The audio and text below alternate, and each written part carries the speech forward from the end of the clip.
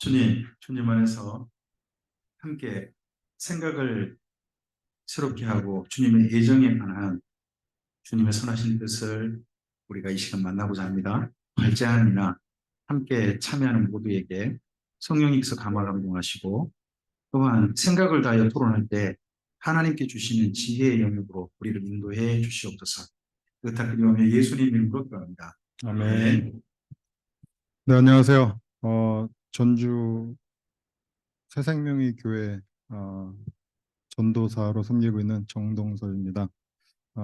제가 이제 예정론에 대해서 관심이 있어서 정리를 좀 나름대로 해보고 싶었고, 그리고 우리 그 에스라 그 동역자님들과 이야기를 갖다 좀 나누고 고견을 듣고 싶어서 이런 자리를 갖다가 좀 마련한 것 같습니다. 네, 예정 가설 또는 예정론 이렇게 돼 있는데 보통 이제 예정론이라고 얘기를 하는데 제가 보니까 주관적인 생각입니다만은 이게 예정론이라 그러기에는 조금 빈틈이 많다. 그래서 그냥 가설 정도로 하는 게 어떻겠는가 그런 생각을 해서 약간 뭐 치기를 부인 나이는 아니지만은 치기 어린 제목을 한번 달아봤습니다. 시간이 없으니까 바로바로 넘어가겠습니다. 네. 아, 오늘 이제 보통 이제 다루는 게 이제 그 칼빈의 예정론이라고 하는 게 이제 이중 예정론이라는 그런 이름인데요. 예정론이 우리가 보통 생각하는 것이 이제 칼빈의 이중 예정론을 얘기하는 것이고 그 이중 예정론의 그 부족한 부분들 그런 것들을 갖다가 존 웨슬리 같은 경우에는 예정론은 예정론인데 예지 예정이라는 거를 이렇게 약간 좀 그, 그 변화시켜 그 변화 발전시킨 이제 그런 것이 있는데요. 칼빈주의하고 했던 알미니안주의하고는 꽤 다른 면이 이렇게 있습니다. 칼빈주의에서 이제 보통 제가 한 가지 이제 지적하고 싶은 것은 뭐냐면은 그 튤립이라고 이제 보통 이제 그 이야기를 하는데 다섯 번째 성도의 궁극적인 구원 이렇게 돼 있지 않습니까? 이게 보면은 견인 이렇게 돼 있는데 견인이 보통 우리가 아무렇게나 살아도 하나님께서 견인차가 망가진 차를 갖다가 끌어주듯이 이렇게 견인한다 이렇게 생각하고 있는데 여기서 견인은 그게 아니고요. 성도가 끝까지 굳게 참는다는 의미이기 때문에 조금 이렇게 우리가 좀 잘못 알고 있는 그런 부분들이 있습니다. 그래서 어쨌든 알미니안주의는 칼빈주의에 비해서 어떤 자유의지나 어떤 인간의 어떤 그런 반응 이런 것에 대해서 조금 더 의미를 두는 그런 건데 어, 이렇습니다. 예. 칼빈주의는 성도의 궁극적인 구원이 있다. 구원은 취소되지 않는다. 이게 굉장히 중요한 글이죠. 그래서 우리나라 사람들이 대부분 이제 그 장로교인들이 많기 때문에 한 번 구원은 영원한 구원이다. 한 번 내가 믿었으면은 나는 무슨 수를 써서라도 하나님께서 나를 구원의 범주로 이끌어 주실 것이다. 이런 생각을 이제 많이 갖고 있지 않습니까? 이것이 이제 어떤 칼빈주의의 이제 교리인데 알미니안주의는 이제 은혜로부터의 타락이라는 것도 있습니다. 구원이 취소될 수도 있다. 히브리서 같은 경우에는 이그 6장 6장인가 거기 보면은 이제 이 알미니안주의의 그 구원을 한번 받은 사람도 나중에 그 구원이 취소될 수 있다라는 어떤 그런 교리를 갖다가 이렇게 뒷받침하는 그런 부분도 있습니다. 그렇기 때문에 어, 그 예지 예정 같은 경우가 요 알미니안주의하고 좀 이렇게 그 연결되어 있는 부분들이 있습니다. 예정이란 말에 대해서 이제 그 보면요. 성경 전체에 개역 개정 성경을 기준으로 해가지고 예정이란 표현이 7번 나와 있어요. 그런데 우리가 보통 예정론할 때 그 예정이라는 그 의미로 되어 있는 것은 7군데 중에 4군데가 있습니다. 그러니까 여기 지금 나와 있는 거는 아닌 예정이고요. 나머지 4군데가 이렇게 되어 있어요. 그러니까 에베소서 1장 5절, 1장 9절, 1장 11절, 3장 11절. 여기에 예정이란 말이 있는데 그나마 우리가 보통 알고 있는 예정이라는 표현은요. 여기 에베소서 1장 5절 같은 데 보면은 프로오리소라고 돼 있죠. 이 프로오리소가 예정이에요. 그러니까 에베소서 1장 9절이나 1장 11절의 예정은 3장 11절의 예정은요. 원래는 예정이라는 의미는 아닌데 번역을 그렇게 하는 거죠. 그러니까 정리를 하자면은 개역 개정을 기준으로 해가지고 우리가 알고 있는 예정론의 그 예정이란 표현은 성경에 딱 2번 나온다. 그나마도 세번역 성경은 세번역 성경 전체를 통해서 예정이라는 표현이 한 번 딱 나와요. 1장 5절. 근데 이것을 갖다가 이제 보통 사람들이 예정론을 바울 서신에 기초한 그런 이론이다 이렇게 생각을 하고 그럴 수가 있죠. 그런데 이렇게 접근하는 것도 필요한데요. 뭐냐면은 제가 바울에 대한 연구서가 많지는 않지만은 한 두세 권 있어요. 바울 서신을 연구한 사람, 연구자들의 책을 보면요. 예정을 다룬 사람이 아무도 없어요. 그 말은 뭐냐면요. 예정론은 바울 신학이 아니다. 이렇게 생각할 수 있습니다. 그럼 예정론은 그러면 누구의 신학이냐? 칼빈의 신학인 거죠. 칼빈이 시작한 것은 아니지만 아우구스티누스부터 예정에 대해서 이게 단초를 제시했다 그래요. 그런데 어쨌든 바울 신학을 다루는 사람들은 예정론을 다루지 않습니다. 제가 보니까 저기 그 김영용 목사님도 제임스 던의 바울 신학 가지고 있는데 거기에도 보면은 예정론이라는 항목이 없어요. 그러니까 예정론이라는 거는 철저하게 칼빈주의자들이 가지고 있는 어떤 그런 이론 체계다 이렇게 생각할 수 있습니다. 물론 이제 바울이 가지고 있는 장점이 있어요. 바울이 이제 보면은 어, 바울이 계시를 받기도 했고 그리고 구약에 능통한 율법 학자이기도 했고 삼층청 출입을 경험하기도 했고 그러나 예정론은 바울의 것이라고 얘기하기는 좀 어렵다 이렇게 말씀드릴 수 있겠습니다. 네. 예정론을 제가 이제 준비할 때요 한 네 분 정도를 이렇게 준비를 했는데 공교롭게도 하나님의 은혜인지 골고루 이렇게 들어가게 됐습니다. 제가 전주대학교 선교신학대학원을 다녔는데 거기 제 논문 지도 교수님이었던 한병수 교수님은 전주대 교수님이신데 합신 측 목사님이세요. 그리고 또 제가 참고한 것 중에 보니까 우석훈 교수님이 계신데 이분은 고신대 교수시니까 이제 고신 측이죠. 노호 목사님은 이제 예장 통합이시고 그리고 박재은 교수님이라고 이제 총신대 젊은 교수님이시더라고요. 근데 이분은 이제 예장 합동. 그래서 골고루 이제 그 교단에 따라서 한번 살펴볼 기회가 있었는데 이분들이 아까 말씀드린 대로 칼빈의 이중 예정론이라는 것은 이제 공통적으로 이제 가지고 있는 것 같습니다.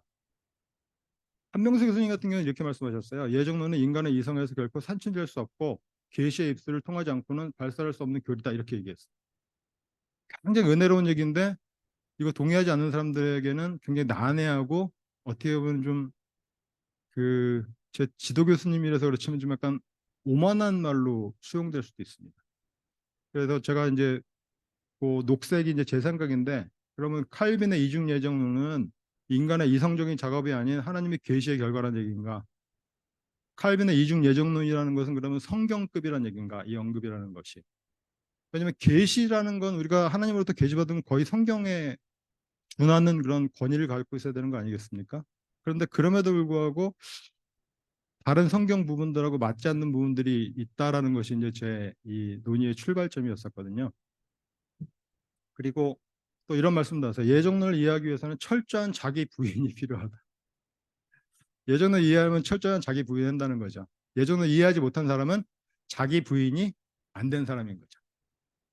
여러분들이 내가 뭔가를 주장했을 때 이것을 안 믿는 건 믿음이 없어서 그런 겁니다. 이렇게 얘기해 버리면은 사실 할 말이 없어요. 무슨 얘기를 해도요. 그죠? 이게 거의 그 급의 이야기 아니겠습니까? 그래서 예정론은 바울의 표현에 대한 해석의 결과일 뿐이다. 하나님의 말씀처럼 수용할 필요가 없다는 것이 제 생각입니다. 예정론자들은 왜 자기 부인을 안 하는가?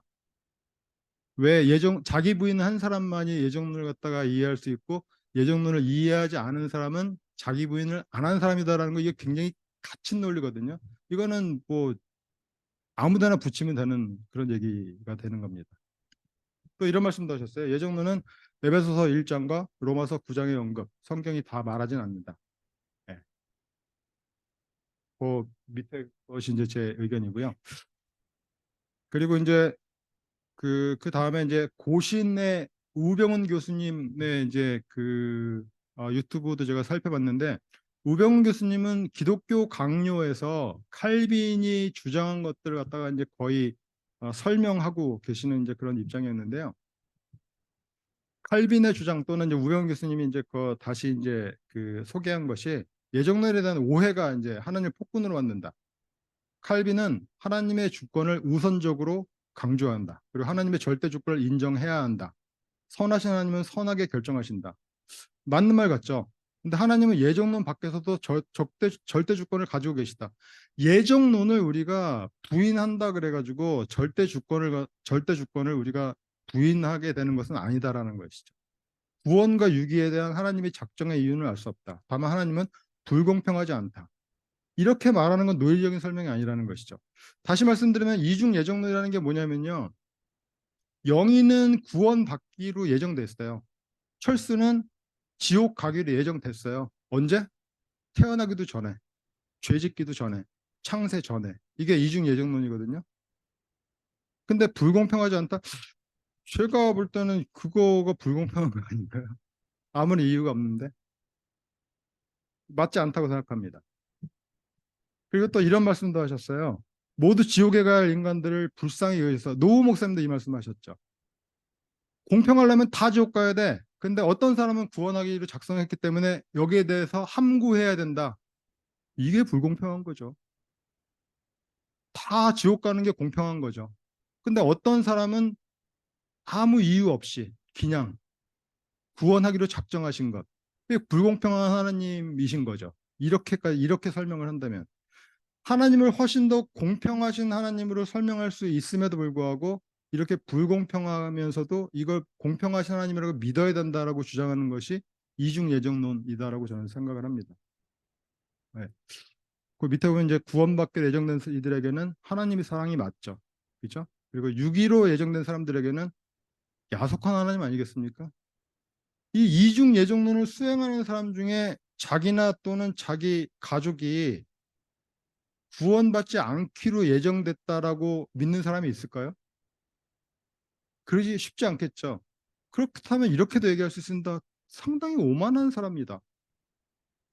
네 구원을 네가 벌써 결정을 해버린 것이죠.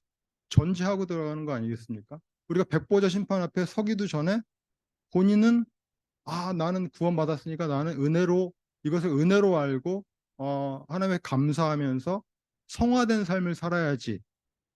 이렇게 하는 것 자체가 사실 이론적으로 오류가 있습니다.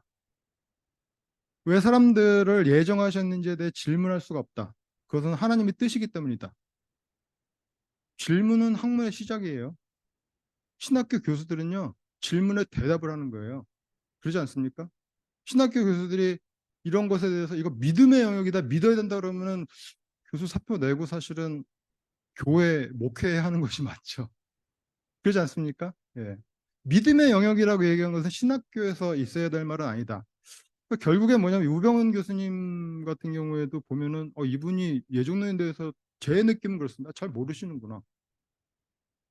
혹은 설명할 재주가 없으시는구나. 이렇게밖에 왜냐면 설명이 잘 안 되니까 그런 부분이 있습니다.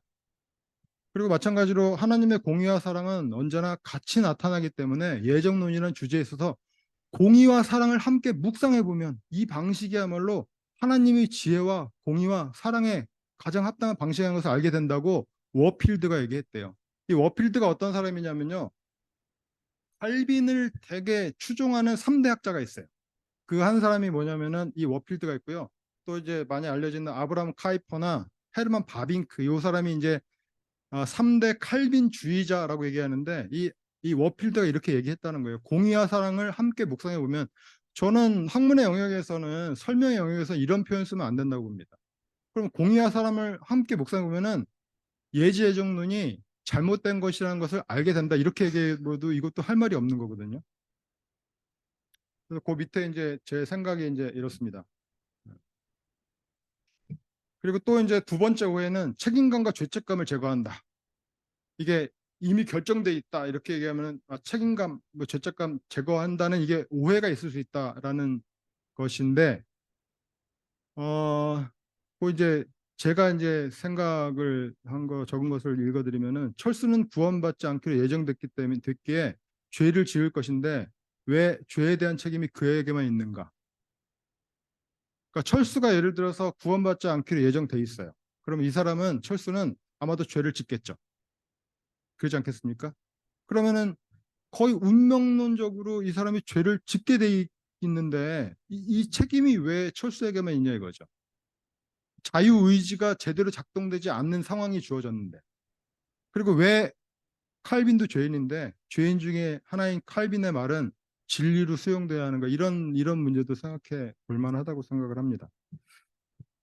또 세 번째 오해는 이제 하나님을 편파적으로 만든다. 먼저 기억해야 할 것은 하나님은 죄 때문에 죽어 마땅한 모든 인간들 중 일부를 구원하기로 예정하신가. 이때 하나님은 절대로 누구를 편파적으로 예정하지 않는다.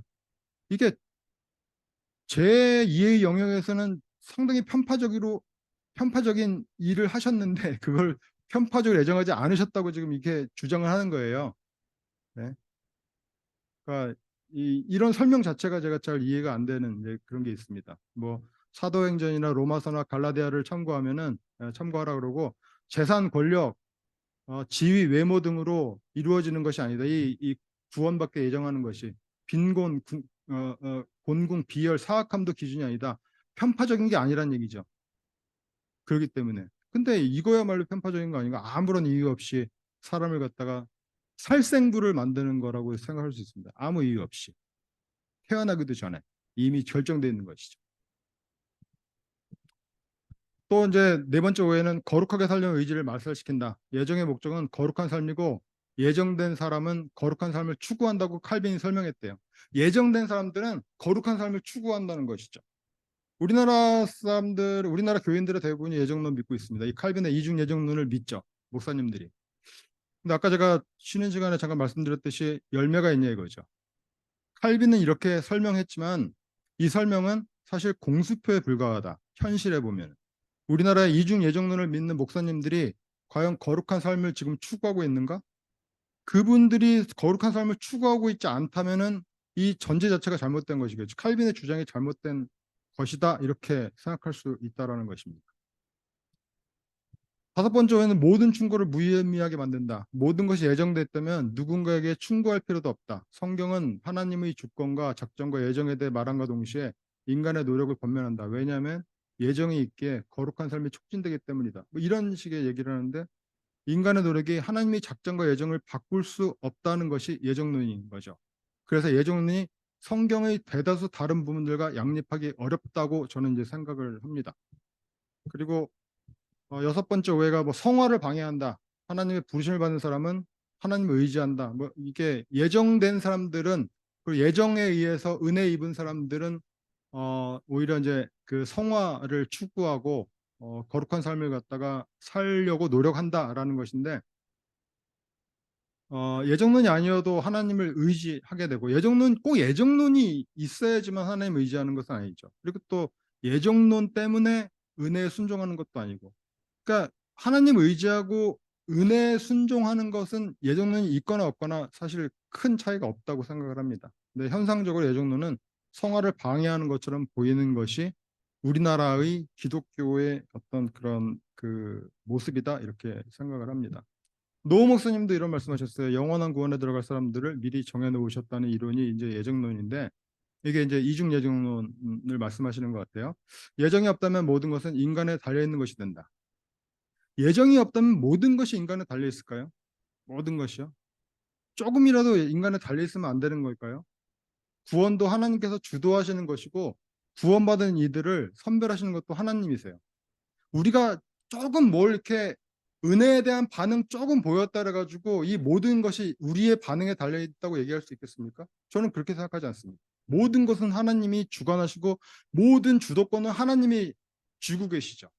그런데 하나님이 주신 그 은혜에 대해서 인간이 조금 반응한 거 가지고 그거가 결정적인 것이 돼가지고 행위 구원론이랄지 그렇게 얘기하면 그 구원에 대한 주도권이 인간에게 넘어가는 것이냐, 그건 침소봉대인 것이죠. 주도권은 여전히 하나님에게 있습니다. 그리고 최근에 제가 예전에 스터디 시간에도 말씀드렸는데, 최근 바울 신학의 그 새로운 연구 중에 하나가 뭐냐면은 우리가 알고 있는 선물이나 은혜 이런 것이 공짜가 아니라는 것이죠. 최소한의 반응을 하나님께서는 기대하신다는 것. 근데 그 기대 때문에 우리가 사실 그 구원의 믿음 또는 뭐 구원에 이르기도 하고 뭐 이렇게 되는 것인데, 그것 때문에 우리가 구원되는 것은 아니라는 것이죠. 조금만 뭘 해도 하나님이 그걸 갖다가 크게 보시고 기뻐하시고, 너 참 대단하다, 별거 아닌데도. 그렇게 해가지고 기특하게 여기셔서 구원의 범주에 끌고 가시는 건데 그게 왜 주도권이 사람에게 있느냐? 저는 그렇게 생각하지 않는다는 말씀을 이제 드리고요. 또 이런 말씀하셨어요. 하나님께서 불공평하다고 생각하는데 공평하다면 인간은 모두 지옥 간다. 칼빈도 그렇게 설명했어요. 이 노호 목사님의 설명이 칼빈 설명하고 똑같아요. 근데 다 구원하실 수 있는 전능자께서 이유 없이 일부만 구원하는 것이 불공평한 것이죠. 우리가 쉰들러 리스트 같은 영화 보면요. 쉰들러가 마지막에 무슨 뭐를 갖다가 안타까워하냐면은 자기가 가지고 있는 뭐 시계나 뭐 이런 것들 갖다 팔았으면 한 명을 더 구할 수 있었을 텐데 두 명을 더 구할 수 있을 때 이거 가지고 굉장히 안타까워하잖아요. 하나님의 입장은 쉰들러의 입장하고 다른 거예요. 하나님은요, 다 구원을 원하시면 다 구원하실 수 있어요. 한계가 없으세요. 그런데 여기서 이렇게 얘기하는 것은 제가 좀 납득하기 어려운 거다. 인간은 두 번째, 인간은 선택의 여지가 없다고 그렇게 생각을 하는데 이 부분에 있어서는 하여튼 제가 노호 목사님 이중 예정론을 말씀하시는 거 이거 잘 모르겠어요. 예. 그리고 이제 노호 목사님 말씀 중에 전도할 필요 없다라는 이제 오해가 있다. 근데 전도를 통해서 부르시고 전도의 상급이 있다. 그러니까 우리가 예정된 사람들이 있다면은 이게 전도할 필요도 없지 않는가 이런 사람들이 있는데 전도를 통해서 너희들이 상을 받아 이렇게 이제 노호 목사님 말씀하세요. 그러면 이제 제 입장에서는 그러면 이게 전도라는 것이 그들만의 잔치를 위한 상이란 말인가? 하나님을 믿는 사람은 그가 계신 것과 자기를 찾는 이에게 상 주시는 이를 믿는 것이다. 라는 것, 그 상이라는 것이 우리가 운동회에서 1등하면 금메달 받고 2등하면 은메달 받고 3등하면 동메달 받는다. 그 프라이즈가 아니에요. 그 상이라는 것은 리워드예요. 리워드. 보상인 거예요. 아마도 그 보상은요. 누가 누구보다 잘해서 큰 상을 받고 작은 상을 받고 이것이 아니고 그 보상이라는 것은 어떻게 보면은 어떤 성령님의 은혜, 하나님 그 자신일 가능성이 많습니다. 그래서 우리가 상 그러면은 너무 경쟁 사회에 살다 보니까 그렇게 이제 해석하는 경향이 있지 않겠는가 그런 생각을 합니다. 그래서 이런 부분도 노 목사님 설명에 제가 동의하기가 좀 어렵다. 그리고 왜 정죄하는가? 악을 행하기 때문에 정죄한다. 뭐 이런 표현을 이제 하신 건데 앞에 부분이랑 좀 비슷한 거죠. 근데 유기된 이들은 악을 행하기 전에 태어나기 전에 정죄됐으니까. 태어나기 전에 예를 들어서 구원 안 받기로 예정된 것이 이것이 하나님의 일이겠습니까? 하나님은 철저하게 죄를 미워하시잖아요. 그죠? 죄를 안 졌는데 아직 안 태어나서 죄 안 지은 게 맞지 않겠습니까? 아직 안 태어났는데 너를 갖다 뭐 지옥에 넣겠다라고 결정하신 하나님이 공정하신 하나님이라고 지금 이중 예정론 얘기하는데 제 입장에서는 이거 받기 어렵다는 이제 이렇게 얘기하면 이제 칼빈주의자들은 저한테 뭐라 그러겠습니까? 믿음이 없어서. 이건 믿음의 영역이야. 잘 생각해봐. 이렇게 얘기했죠. 많이 생각했습니다. 근데 제가 이거 자료 제가 그 아주 명석한 사람이 아니기 때문에 한번 자리에 앉아가지고 다 준비를 못하기 때문에 틈틈이 오랜 시간 동안 성경을 읽으면서 예정론의 잣대로 이 성경을 한번 이렇게 대보고 이의가 생기는 것을 갖다 여기다 자료를 한번 넣어봤거든요. 통신대 젊은 박재은 교수님 이렇게 말씀하세요. 예정론은 사실 논리적인 접근을 하면 안 된다고 믿습니다. 논리적인 접근을 하지 말래요. 대학교 교수님이 총신대학교 교수님이요. 예정론은 논리 영역이 아니라고 믿습니다. 이분이 나이 많으신 분 아니에요. 젊은 분이에요. 왜냐하면 예정론은 신앙의 영역이기 때문에 비슷한 얘기하는 것이죠. 이분도 신학교에 계시면 안 되는 분이에요. 설명을 못 하시는 거예요. 학생들이 질문했을 때 이것은 믿음의 영역이야. 니들이 믿음이 없어. 이렇게 얘기하면 이게 대학교 교수 아닌 거죠. 그러지 않겠습니까? 설명을 해줘야 되는 거잖아요. 또 이런 말씀도 하세요. 성경에 예정이 나와 있다. 성경에 예정이 나와 있죠. 예정론이 나와 있는 게 아니고 나는 하나님이 누구신지를 믿고 싶을 뿐이다. 하나님은 모든 것을 작정하시고 모든 걸 계획하시기 때문에 그분을 이해하기 위해서가 아니라 찬양하기 위해서 믿는다. 예정론 아니래도 저도 하나님 이해하기 위해서 믿고 저도 하나님 찬양합니다. 예정론이 이런 곳에 반드시 있어야 될 것은 아니다.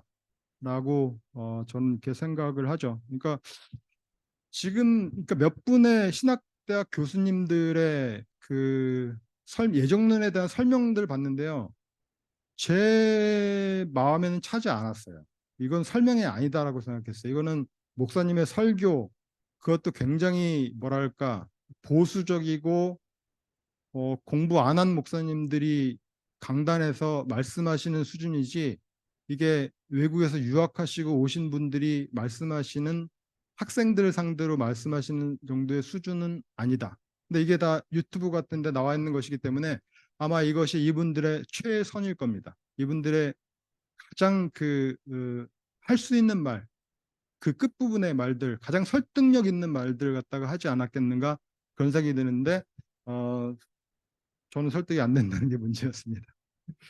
예정론은 그 말씀드린 대로 성경하고 반하는 부분들이 많아요. 그러니까 기본적으로 예정론에 대해서 그렇게 생각합니다. 아까 말씀드린 대로 칼빈은 바울 서신에서 예정론이라는 말을 갖다가 추출해 냈지만은, 그렇다면은 칼빈의 예정론을 갖다가 공격할 수 있는 근거라는 것은 성경에 있을 것이고, 그 중에서도 최고의 공격의 반론의 근거는 예수님의 말씀 자료 또는 바울 그 자신의 언급이겠죠.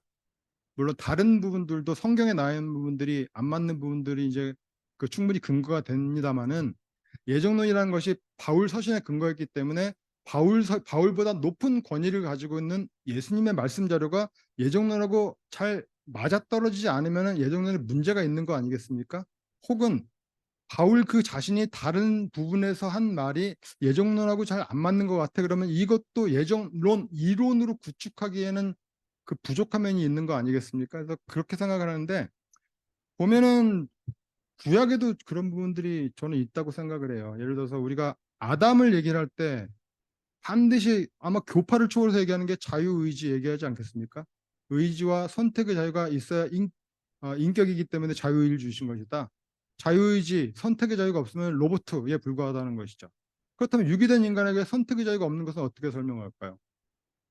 하나님이 이중 예정론에 해가지고 너는 지옥 가고 너는 천당 가기로 이미 예정해 놨다면은 나머지 자유의지는 무슨 의미가 있을까요?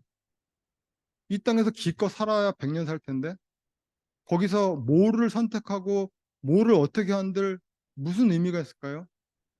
내가 오늘 재산을 다 팔아가지고 어, 객가와 가부에게 봉사라고 섬김을 했는데 알고 봤더니 나는 유기된 기로 예정된 자다. 난 지옥 가기로 예정된 자다.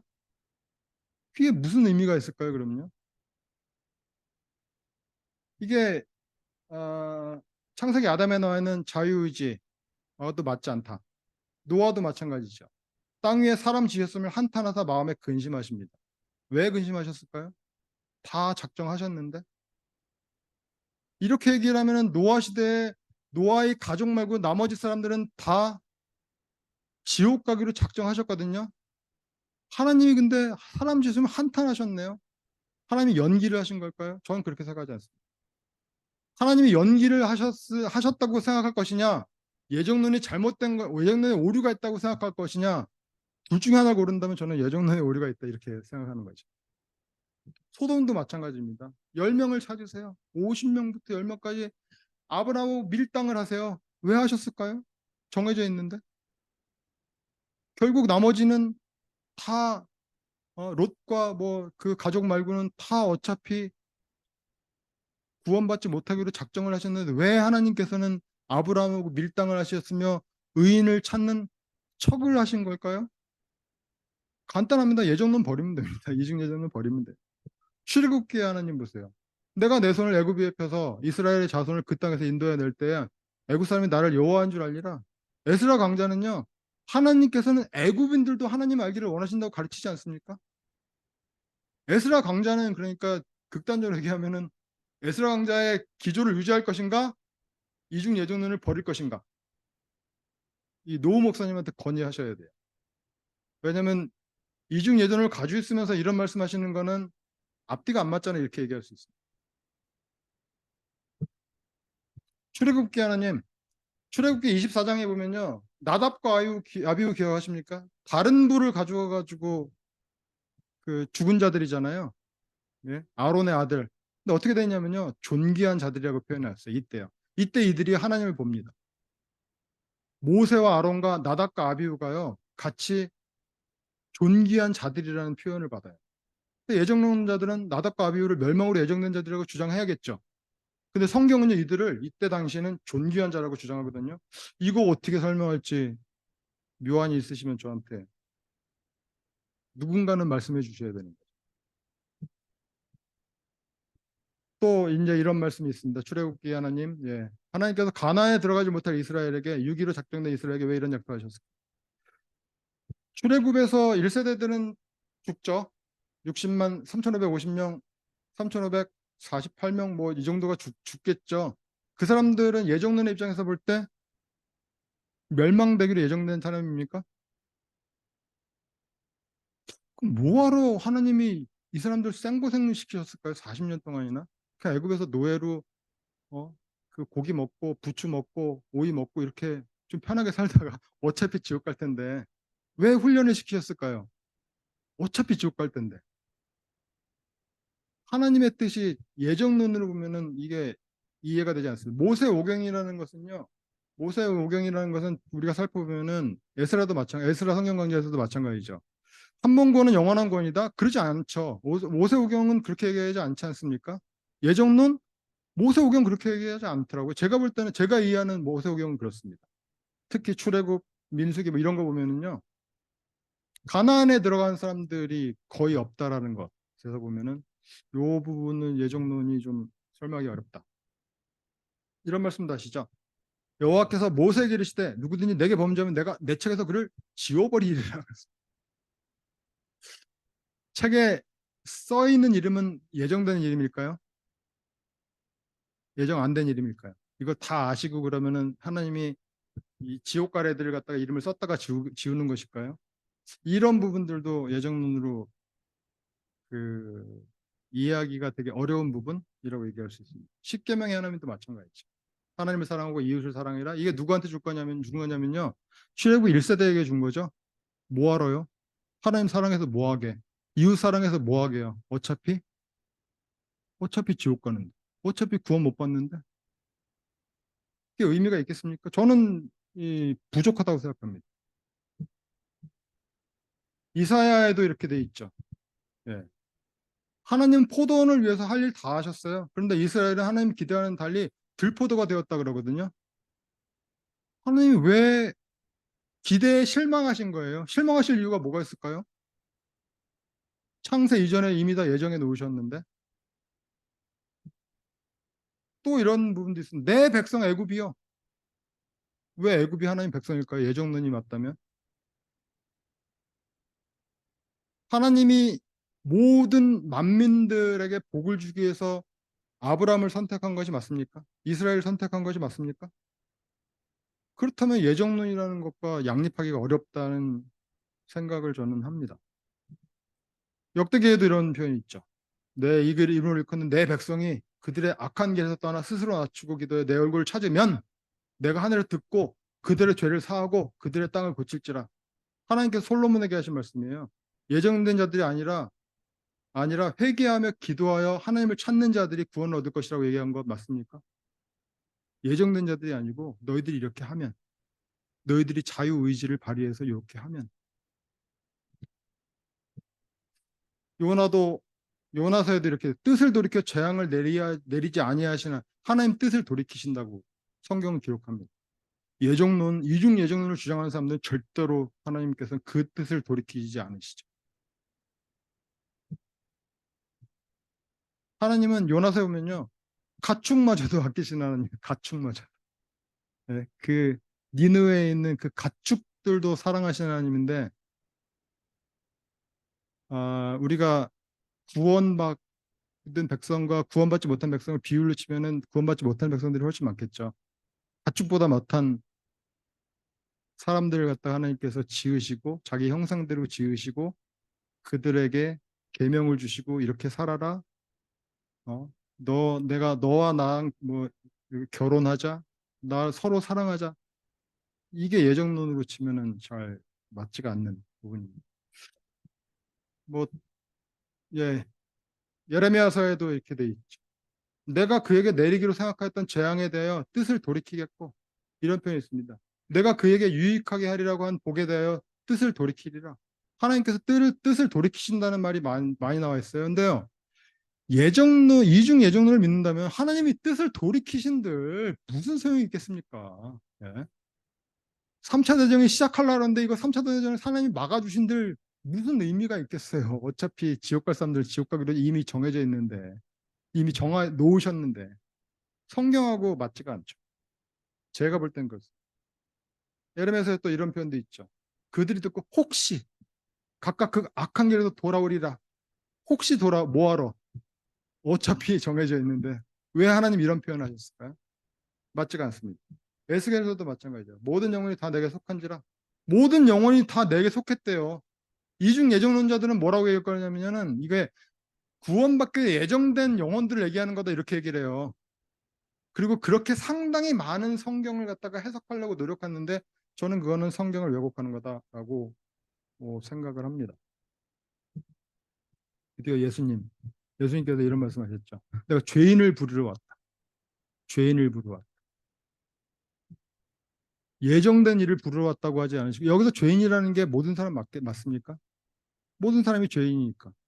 이게 우리가 알고 있는 예수님께서 이 세상에 오신 목적 아닌가요? 근데 우리가 이중 예정론을 수용하는 즉시에 이 죄인의 범위가 확 줄어버려요. 예정된 자 중에 지금 죄 짓고 있는 자. 또 이런 말씀하시죠. 그런즉 누구든지 나의 이 말을 듣고 행하는 자는 누구든지 예정된 자 누구든지라고 해석하는 게 타당하겠습니까? 아니면 예정 빼고 그냥 누구든지라고 해석하는 게 타당하겠습니까? 거기 밑에 보면 예수님이 예정된 자라면 21절은 주여 주여 하는 자마다 다 천국에 들어갈 것이 아니요 예정된 자라야 들어가리라 이렇게 바뀌어야 되는 거죠.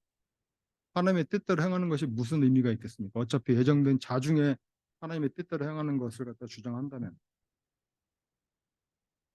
네, 예수님의 말씀도 되게 많아요. 그래서 제가 아마 드린 자료에 이거 있을 것이기 때문에 아까 말씀드린 대로 예정론이 예수님의 말씀 자료와 이해가 맞지가 않다면 예정론의 잣대로 예수님의 말씀 자료가 축소되거나 왜곡되거나 비틀어질 가능성이 있다면 예수님의 말씀 자료를 버려야 될 것이냐? 그러지 않죠. 예정론을 버려야 된다는 거죠. 네.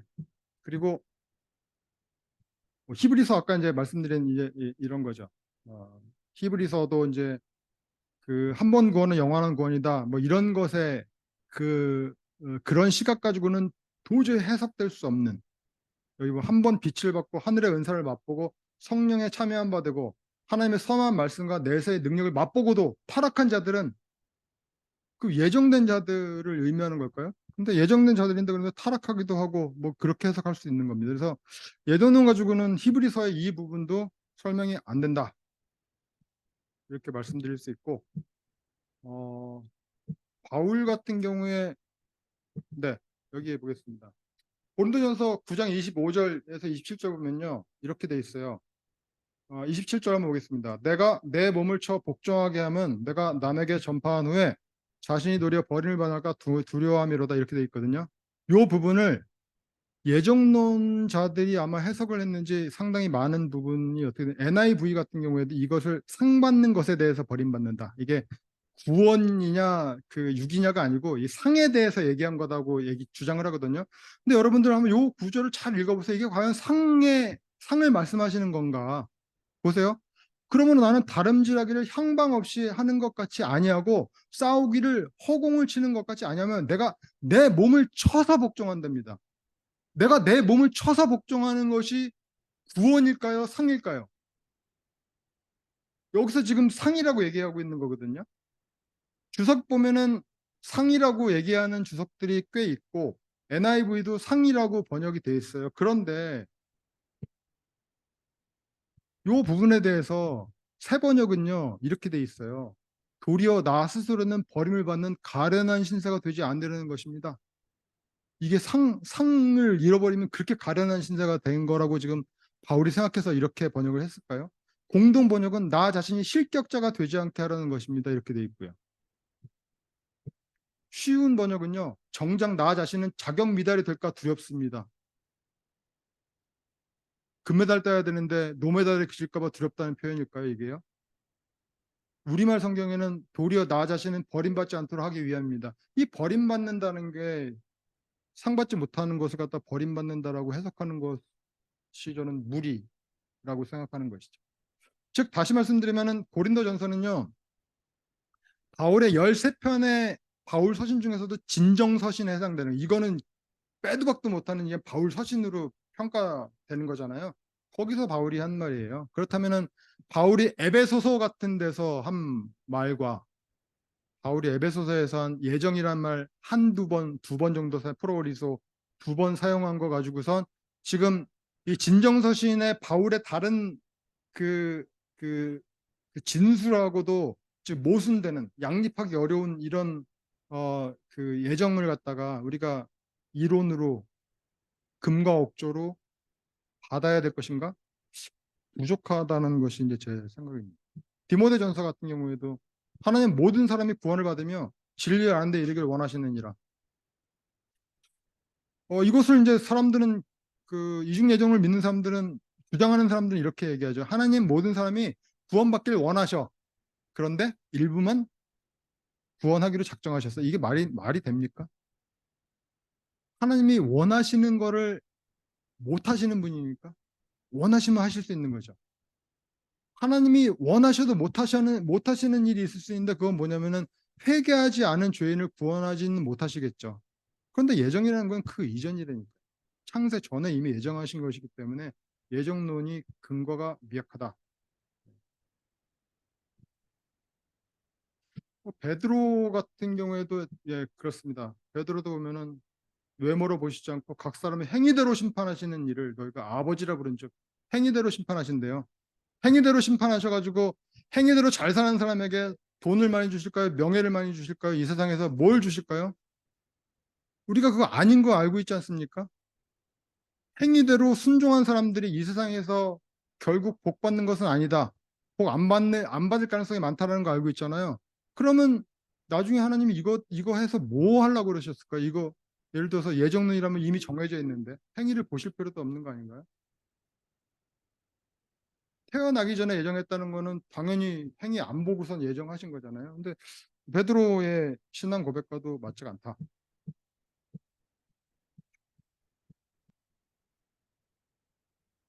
네. 어, 아까 잠깐 이제 제가 말씀드렸지만은 주로 이제 칼빈이 얘기하는 건 이중 예정론이에요. 저는 이중 예정론은 동의할 수 없다. 그런데 존 웨슬리 같은 경우에 존 웨슬리도 동의를 못해서 존 감리교의 창시한 존 웨슬리가 뭐를 주장했냐면 예지 예정론을 주장했어요. 하나님은 미리 아셨어요. 이 사람에게 복음이 증거됐을 때 이 사람이 복음을 수용할지 안 할지, 복음에 합당한 삶을 살지 안 살지를 미리 아셨어요. 그리고 결정해 주신 거예요. 예정해 주신 거죠. 미리 아시고.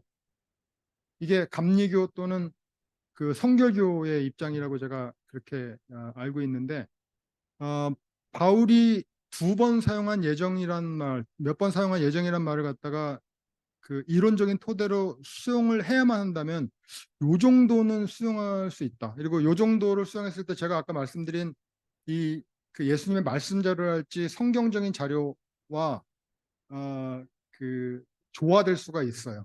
그렇기 때문에 예정론이라는 것이 예지 예정론 정도는 우리가 받을 수 있다라는 이제 생각을 하고 있고요. 네, 이제 네, 예정론은 믿음의 영역인가? 아까 이제 신학교 교수님들이 이런 주장 많이 하셨죠. 이중 예정론은 수용하지 않는 다른 교파에 대한 모독이다. 그렇다면은 믿음 있는 자가 이중 예정론을 갖다가 수용한다라고 얘기를 한다면은 이중 예정론을 수용하지 않는 사람들은 믿음 없는 사람인 거잖아요. 근데 여러분들 아시겠지만 전세적으로 봤을 때 장로교는요 한 줌도 안 돼요. 10%도 안 돼요.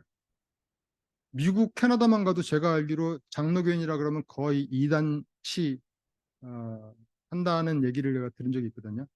그러니까 장로교가 이게 방한 풍수인 거예요. 우리나라에서만 그 수적인 어떤 우위를 가지고 이 예정론으로 겁박을 하고 자기들이 법을 막 바꾸면서도 그냥 떳떳하게 하나님의 종이라고 하고 말씀을 선포하고 이 방한 통수적인 일을 하고 있는데, 예정론을 주장하고 있는 사람들이 밖에 나가면 끽소리 하나 못하는 그런 형국이라고 저는 생각을 합니다. 그리고 왜 장로교가 줄인 한국교회 믿음이 없는가? 신앙은 열매가 있어야죠. 결실이 있어야죠. 아까 칼빈이 얘기한 대로 그 이중 예정론의 그 주장에 의하면은 이중 예정론을 믿는 사람은 이 하나님의 은혜에 너무 감동해가지고 정말로 하나님을 찬양하는 삶, 성화된 삶을 살기 위해서 노력하는 것이 이중 예정론이에요. 근데 이중 예정론을 주장하는 목사님들이 그런 삶을 대부분 안 살지 않습니까? 뭐 사는 사람들도 있겠지만, 뭐 한국 교회의 현실이나 한국 교회가 지금 그 교양 있고 상식 있고 건전한 시민들에 의해서 그, 그 받는 어떤 그런 대우나 대접 같은 걸 생각해 보면은 목사님들이 전혀 그런 삶을 살지 못하고 있다라고 우리가 단언할 수 있지 않겠습니까? 근데 그분들이 이중 예전론을 주장해요. 이걸 내가 받아야 되는가? 저는 그거 쉽지 않다는 거죠. 왜냐하면 사람이 어떤 말을 들을 때 이런 게 있습니다. 이 말이 옳아서 그 말이 맞아. 내가 아무리 생각해도 이 말이 맞네. 이렇게 하는 것도 있지만은, 이 말을 김명주 목사님이 했으니까 이건 틀림없을 거야. 이런 부분들이 있어요. 그렇지 않겠습니까? 우리가 신뢰하는 누군가, 내가 아빠를 무지 사랑하는데 우리 아빠는 굉장히 이게 상식 있는 분이고 이성적이고 논리적이고 또 훌륭한 분이야. 이분의 말씀대로 따라가지고 내가 여태까지 뭐 손해보거나 실패한 적이 별로 없어. 그래서 우리 아빠가 난 잘 이해가 안 되지만 너 이렇게 하는 게 좋겠어. 그러면 내가 그 말을 듣는단 말이에요. 그런데 한국교회의 이중예정론을 얘기하는 사람들의 그 스피커들은 전혀 신뢰하지 않는 길을 걸어가면서 그것을 갖다가 얘기한다는 것이죠. 사실은 여기에 제가 예정론에 대한 그 조사? 연구라고 하면 너무 거창하니까요. 조사에 시발점이 있습니다. 왜냐하면 저는 개인적으로 대한민국의 많은 목사님들이 사탄에게 미혹돼 있다고 생각해요. 사탄에게 미혹되어 있는 근거는 있습니다. 왜 그러냐면 이분들 너무너무 든든해요. 왜? 자기는 예정됐기 때문에. 구원받게 예정됐어요. 우리가 구원받게 예정돼 있으면요, 무슨 짓을 하더라도 하나님께서 나는 구원에 이끌어 주실 거 아닙니까? 저 같은 죄인은 만약에 그렇다면요, 저는 제 육신의 욕망을 채우겠어요. 돈 벌려고 노력할 것 같아요. 우리 자식한테 재산 많이 물려주기 위해서 노력할 것 같아요. 어차피 난 구원받는데? 저만 그럴까요? 아니요, 그렇지 않습니다. 제가 볼 때 우리나라의 많은 목사님들 그러고 있습니다. 본인 너무 안전하니까. 네가 사는 거에 따라 네가 구원받을지 안 받을지 몰라. 너 행위대로 볼 거야. 네가 이기는 자가 돼야지 구원받아. 라는 생각을 갖고 있으면은 목사님들이 이렇게 살까요? 교인들이 이렇게 살까요? 교인 주제에 성도라 그러면서 살까요? 저는 그렇게 생각하지 않습니다. 그래서 상당히 대한민국 교회가 타락한 것에 잘못된 이중 예정론이 자리 잡고 있다라는 생각을 제가 하게 됐고, 예정론에 문제가 없는가 이렇게 살피게 된 것이 이제 이런 정리가 나름대로 이제 정리된 것입니다. 예정론에 대한 잠정적인 결론은 이렇습니다. 예정론은 성경이 다른 부분과 화해하기 어렵다. 특히 예수님 말씀자료 바울의 그 언급과도 마찬가지죠. 예정론자들은 모두 자신들이 예정됐다고 생각한다. 이는 심판 전에 구원 여부를 자의적으로 판단하는 죄를 범하는 거다. 한국교회가 유난히 타락한 원인 중에 하나가 예정론이다. 예지 예정론은 이중 예정론은 아니고 예지 예정론이요. 행위 구원을 주장하는 게 아니라 은혜에 대한 최소의 반응을 요구하는 거예요. 예지 예정론. 예정론은 회개의 메시지와 도덕적으로 충돌한다. 우리가 하나님 믿고 예수님 믿고 십자가 복음 안에서 가장 먼저 해야 될 게 뭐죠? 회개해야 되는 거잖아요. 회개해서 뭐 하게요? 정해져 있는데. 우리가 예를 들어서 누군지도 모르는 사람에게 당신 회개하고 절제된 삶을 살아야 합니다. 육체와 마음이 원하는 대로 살면 안 됩니다. 라고 얘기했는데 나중에 이 사람이 보니까 멸망받기 예정된 사람이야. 그거 우리가 책임질 수 있겠습니까? 미안해서. 당신은 어차피 지옥 가니까 이 땅에 육신을 입고 있을 때라도 당신 뭐 하는 데 살아. 육체의 쾌락이라도 맛보고 살아야지. 너무 억울하잖아. 좀 그럴 것 같아요. 회개의 메시지의 그 무게, 용도, 의미 이런 것이 예정론, 이중 예정론하고 같이 공존하기 어렵다고 저는 생각을 하고요. 그래서 예정론은 예정 가설이라고 해야 할 수도 있다. 네. 논리를 하기에는 너무 허술한 거죠. 너무 허술하다고 표현했지만 사실은 그 비성경적이다라고 저는 생각을 합니다. 저만 그렇게 생각하는 거 아니에요. 제 뒤에는 누가 있습니까? 요한 웨슬레이 있습니다. 감리교도들이 껌뻑 죽는 요한 웨슬레이 있습니다. 바울의 글을 억지로 풀다가 스스로 멸망에 이른다는 베드로의 언급은 칼빈과 예정론에 적용될 수도 있다. 예, 제가 베드로의 그 베드로서를 보면서 이런 부분 있지 않습니까? 바울의 글을 억지로 풀다가 멸망에 이른 자들, 거의 칼빈도 여기에 해당될 수도 있겠다 이런 생각이 듭니다. 논리적이고 합리적이고 예정론을 설득하는 신학자 없다. 적어도 우리나라에 없습니다. 젊은 박재은 교수님도 잘 설명을 못 하시는 것 같습니다. 예정의 은혜만 강조하죠. 예정론자들은 예정의 은혜만 강조해요. 자기들은 예정됐기 때문에 예정된 자라고 생각하기 때문에. 그런데 유기된 자들의 통곡 상상이 가십니까?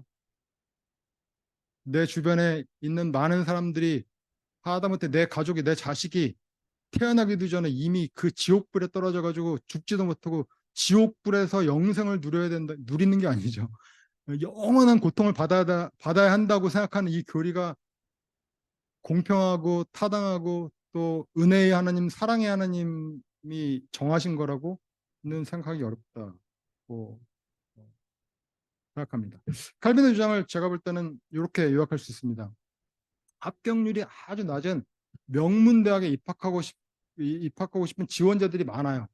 근데 그 합격의 정권은요, 그 대학 이사장이 가지고 있어요. 정권은. 근데 그 대학 이사장이요, 제비뽑기를 통해서 그 제비뽑기 같은 그런 그 비상식적이고 비논리적인 그런 과정을 통해서 이미 신입생 결정해 놨어. 그냥 시험을 본 것도 아니고 무슨 몸이 튼튼해서도 아니고 그냥 공부를 잘해서 이런 기준이 아니, 그냥 무작위로 뽑아놨어요.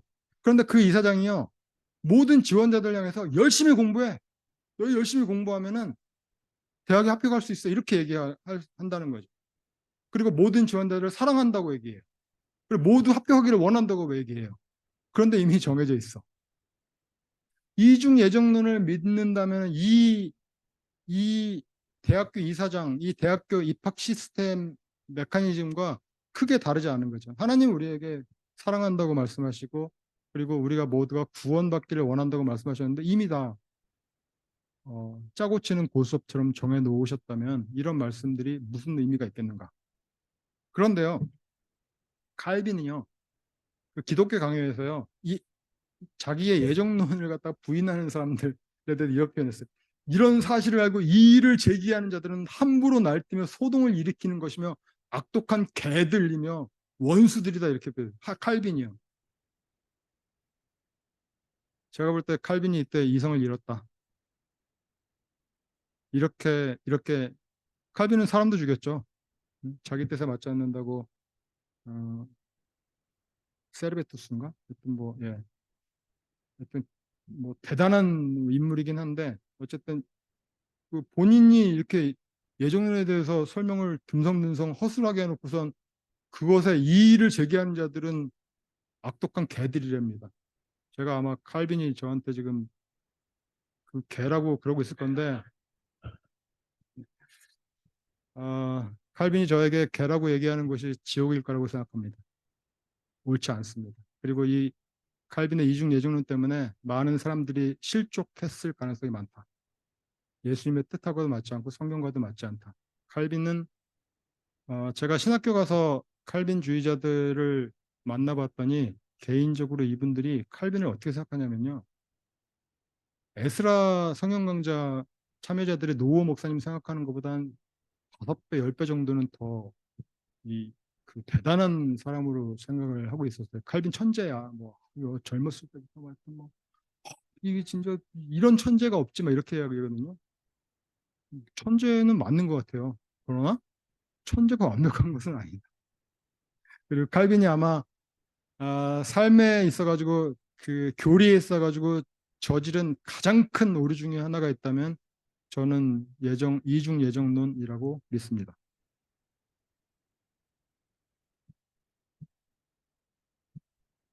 네, 요게 마지막인 것 같은데요. 이중 예정론 폐기해야 된다. 이렇습니다. 이중 예정론은 제가 이해하기로는 하나님의 성품을 왜곡한다. 그래서 이중 예정론보다 성경이 더 중요하고 하나님의 성품이 더 중요하다. 저는 그렇게 생각하는데 이제 여러분들이 어떻게 생각하시는지 제가 듣고 좀 정리하기 위해서 말씀을 드린 거고요. 네, 이 정도에서 제 발표를 마치겠습니다.